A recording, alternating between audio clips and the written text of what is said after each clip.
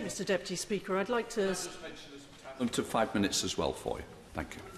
I'd like to draw the attention of the House to my entry on the register of members' interest regarding a fascinating visit to Israel and the West Bank, which I had the privilege of making in February. Despite the existential threats that Israel has so often faced, we should acknowledge that it's a liberal, pluralist democracy committed to working for a peaceful settlement with its neighbours. It's also a multi-ethnic, multi-faith democracy, and unlike many other countries in the Middle East, the rights of women and LGBT people are fully protected, matters which we should celebrate. Trade between our two countries is at a record high, and I'd urge the government to oppose the campaign for boycotts and divestment, which too often is used to try to delegitimise the State of Israel. In recent months, tragically, people in this city and this country have suffered directly at the hands of terrorists. And sadly, the last few years have seen many similar attacks in Israel.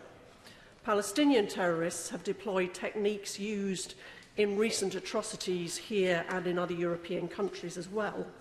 Since September 2015, there have been over 389 stabbings, shootings and car ramming incidents against Israeli citizens. A group of with members in my Chipping Barnet constituency, the North London Friends of Israel, have expressed their serious concern to me that the UK media tends to report these attacks in a completely different way from their coverage of similar attacks taking place in the UK. This group points out that sometimes the word terrorism is completely absent, and reports can even lead with the killing of the terrorist, not the attack itself. But more importantly, the prospects for a peace settlement are harmed by those who persist in praising terrorists. The UK ambassador to the UN recently stated that at the root of recent violence lies a seemingly unending cycle of poisonous rhetoric and incitement, including the use of racist, anti-Semitic and hateful language. It's shocking that as many as 25 Palestinian schools are named after terrorists. Around 84 million is paid annually to convicted terrorists, with higher salaries, believe it or not, given to those who've killed more people. One can only imagine the hurt and outcry if this happened in relation to someone responsible for a terrorist attack in the UK. And it emerged yesterday that President Abbas has vowed never to stop these hateful payments, and that is something which I strongly condemn, and I hope others across this House will do too. Yes. I thank my right honourable friend for giving way, and she's making some incredibly powerful points. Does she agree with me that there will be no peace deal whilst children are being indoctrinated to hate the Jews and indeed encourage the destruction of the State of Israel? And as you rightly point out, schools being named after terrorists and sports competitions being named after terrorists, it's completely wrong. He makes an entirely valid point. In June 2016, 13-year-old Israeli Hallel Yaffa Ariel was murdered as she slept. The 17-year-old terrorist who killed her was subsequently praised on Fatah's official Facebook page. In a TV interview in September 2015, President Abbas declared, quote, "We welcome every drop of blood spilled in Jerusalem." His Fatah party have praised Dalal Maghrabi, describing her as, quote, "a bride of Palestine." She was responsible for killing 37 Israelis, including 12 children, in one of the most despicable attacks in Israel's history.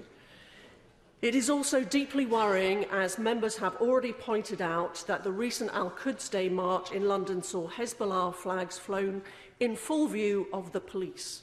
One of my constituents described it as grotesque and unacceptable that a pro-terrorist demonstration went ahead in London just such a short time after we had suffered at the hands of terrorists. And like others, I urge the government to do away with this artificial distinction between political and the military parts of Hezbollah and proscribe the whole organisation. The flag carried at that march may have had a small disclaimer on it, but I gather many of them included large pictures of Kalashnikovs. So in conclusion, Mr Deputy Speaker, a Palestinian state cannot be achieved through unilateral measures, only by face-to-face negotiations.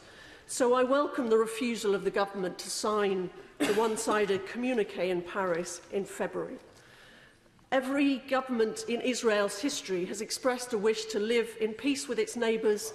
Successive Israeli governments have declared their support for establishing a Palestinian state through direct negotiations and agreement on mutual recognition, on borders and on security. Israel's current Prime Minister has repeatedly offered to restart negotiations. While there have been no official peace talks since 2014, I believe there are grounds for hope. Israel's relationship with a number of other countries has improved somewhat in the face of shared concern over matters such as the rise of Daesh and the hegemonic ambitions of Iran, which is now involved so heavily in so many conflicts around the Middle East. That shared concern appears to have opened up new channels of communication and cooperation and led to a concerted regional push to revive the peace process. Whilst this issue divides views in this House, I hope we can all agree on the importance of bringing the two sides together so they can restart negotiations and work together to secure a brighter, better future for both Israelis and Palestinians.